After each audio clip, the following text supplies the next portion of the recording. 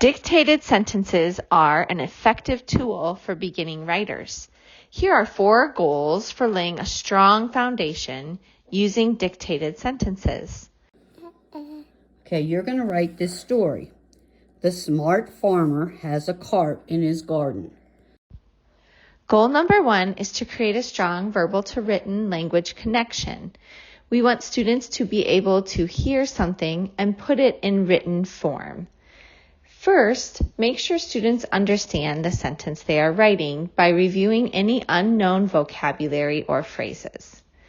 Next, ask students to repeat the sentence before they begin to write it. As students repeat the dictated sentence, encourage them to hold up fingers for each word or tap the table for each word.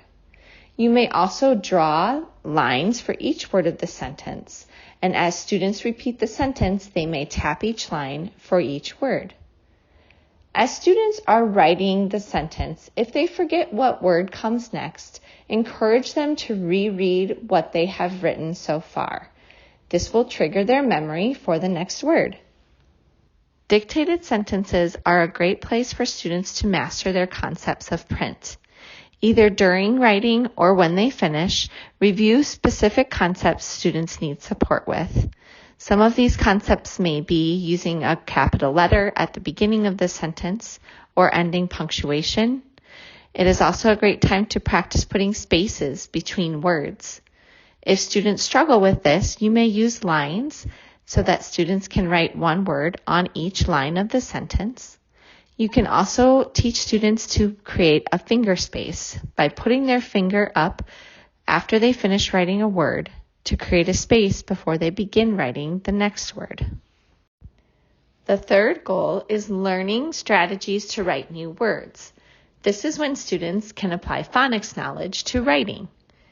Encourage students to pull a word apart or stretch the word by having them say the word as they slowly pull their hands away from each other.